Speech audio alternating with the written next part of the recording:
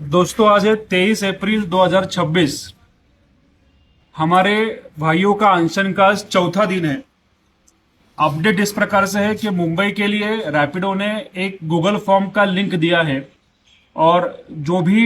आपको मीटर से कम पैसा मिलेगा जिस ट्रिप पे उस उस ट्रिप का स्क्रीनशॉट निकाल के आपको उस गूगल फॉर्म पे डालना है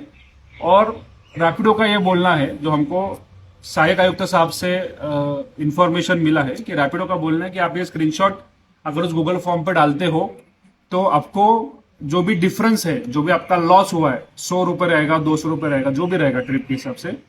जो गवर्नमेंट रेट है उससे आपका जो डिफरेंस रहेगा, मतलब अगर गवर्नमेंट रेट का कम से कम 19 रुपए का जो रेट है अंदाजे तकरीबन, तो अगर आपने 12 रुपए का ट्रिप लिया होगा तो 8 रुपए का जो डिफरेंस रहेगा, 7 रुपए का, वो डिफरेंस से आपको पैसा मिलेगा। तो ये कितना दिन कर सकते हैं मुझे इस पे शंका है, लेकिन अगर उन्होंने वो लिंक दिया है तो मैं सबसे ये आह्वान करूंगा कि आपका जो लॉस हुआ है, जो पैसा आपको रैपिडो ट्रिप पे कम मिल रहा है, वो मुंबई के और नागपुर के भाई उस लिंक पे डाल सकते हैं। पुणे में तो ऑलरेडी रैपिडो गवर्नमेंट रेट के आसपास रेट दे ही रहा है। मुंबई और नागपुर के लोग वो रैपिडो का लिंक मैं कमेंट में डालता हूँ इस वीडियो के, उसमें आप डाल सकते हो और आपका जो भी डिफरेंस आता है कि देखते हैं मिलता है कि नहीं, वैसे हम आगे आयुक्त साहब को बताएंगे। उसके अलावा मुंबई में विधानसभा उपाध्यक्ष अण्णा बनसोड़े जी ने आज हमारे संगठन के लोगों से मंत्रालय में मीटिंग किया और उन्होंने 28 से 29 को मीटिंग लगाने का आश्वासन दिया है, क्योंकि आप सबको पता है कि पूरे राज्य में ही ये जो कामगार संगठन है, जो स्टेट गवर्नमेंट कर्मचारी, उनका संप चालू है, वो खुद स्ट्राइक पे है, तो उनके पास कर्मचारी नहीं है। तो तकरीबन इस शनिवार रविवार को स्ट्राइक खत्म होगा, तो 28-29 को उन्होंने मीटिंग का आश्वासन दिया है। पुणे में जो पुणे के जिलाधिकारी है उन्होंने भी वही सोमवार को, कल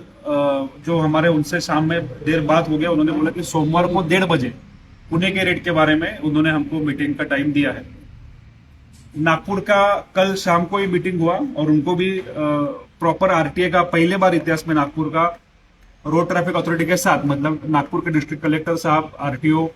ओला उबर रैपिडो कंपनी और हमारे संगठन के पदाधिकारी, इनका मीटिंग हुआ और उनको आदेश दिया गया है आगे का एक्शन लेने का। उधर भी प्रॉब्लम यही है कि उधर भी स्टेट गवर्नमेंट के कर्मचारी छुट्टी पे है, इसलिए उसका एग्जीक्यूशन नहीं हो पाएगा। उन्होंने बोला कि वो छुट्टी संप खत्म होने दो स्ट्राइक का, तो हम लोग आगे का हमारा प्रोसीजर शुरू करते हैं। तो नागपुर के संगठन के हमारे पदाधिकारियों ने कल की मीटिंग में तय किया कि इनका स्ट्राइक खत्म होने तक आंदोलन चलाना गलत बात है, इसलिए उन्होंने वहां पे उपोषण छोड़ने का निर्णय लिया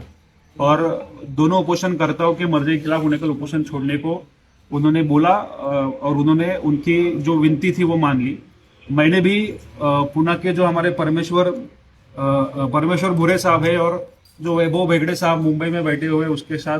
भोंगे साहब बैठे हुए हैं, परमेश्वर भोंगे साहब, उनको मैंने ये बोलने की उनको भी मैंने ये रिक्वेस्ट किया है कि ये जो महाराष्ट्र के कर्मचारियों का बंद चल रहा है, ये कब तक चलेगा ये हमको नहीं पता, तो आप लोग आपका अनशन रोको, लेकिन ये तीनों लोग भी अनशन रोकने को तैयार नहीं है। इनसे हम फिर भी बात करेंगे। आप सबसे यह आह्वान है कि आपके फैमिली के लिए ये लोग अनशन पे बैठे हैं।